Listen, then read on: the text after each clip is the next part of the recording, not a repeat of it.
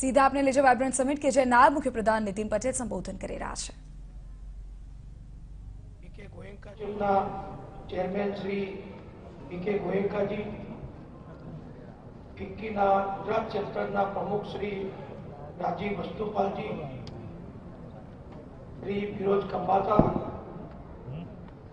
આપણા ત્યાં આજે મહેમાન તરીકે આવેલ ભારતના પ્રતિષ્ઠિત અને ખ્યાતનામ કલાકાર શ્રી વિવેક ઓબેરોય, અમારા સૌ સાથી મંત્રીશ્રીઓ, મુખ્ય સચિવ શ્રી કૈલાસનાથનજી, સૌ અધિકારીશ્રીઓ અને આ 3 દિવસના વાઇબ્રન્ટને મીડિયાના જે મિત્રોએ ટીવી અને દૈનિક પત્રોના માધ્યમથી સમગ્ર ગુજરાત અને દેશના ઘર ઘર સુધી આ વાઇબ્રન્ટ સંદેશ ગુજરાતની વિકાસ યાત્રાનો પહોંચતો કર્યો છે એવા સૌ પત્રકાર ભાઈ બહેનો, વધારેલા સૌ મહેમાન, 3 દિવસ ત્યાં વીતી ગયા એનો ખ્યાલ ના આવે એટલી ઝડપથી, એટલી ગતિથી આપણું વાઇબ્રન્ટ ગુજરાત આજે સમાપન કરી રહ્યું છે। આપણે બધા જાણીએ છીએ કે માનનીય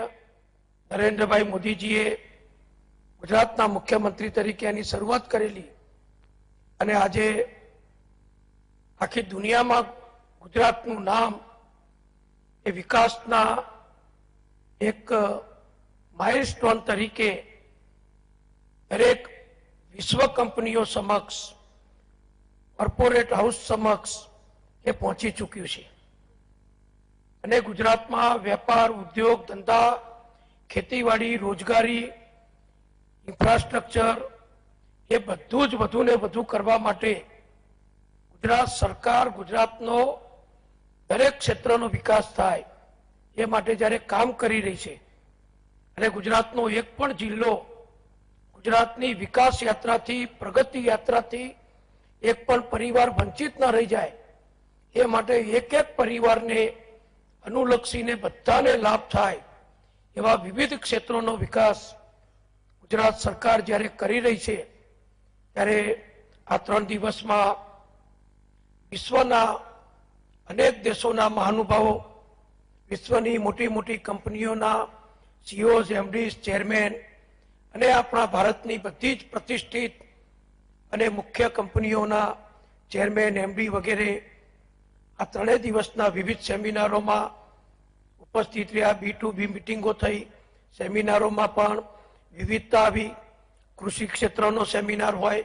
ફાર્માસ્યુટિકલ ક્ષેત્રનો સેમિનાર હોય, હેલ્થ સેક્ટરનો હોય, ઇન્ફ્રાસ્ટ્રક્ચરનો હોય, ગ્રામ્ય રોજગારીને લગતો હોય, બહેનોની કામગીરીને લગતો હોય, સર્વિસ સેક્ટરનો હોય, કોઈ ફિલ્ડ એવું વિકાસનું બાકી નથી રહ્યું કે જેને આપણા વાઇબ્રન્ટ ગુજરાત દરમિયાન એને આપણે આગળ ન ધર્યું હોય। બધાને સાથે રાખીને જે મોદી સાહેબનું આપણું સૂત્ર છે, જે હવે વિશ્વ સૂત્ર બની ગયું છે, સૌનો સાથ, સૌનો વિકાસ, એ પ્રમાણે મુખ્યમંત્રી વિજયભાઈના નેતૃત્વમાં અમે સૌ જ્યારે ગુજરાતની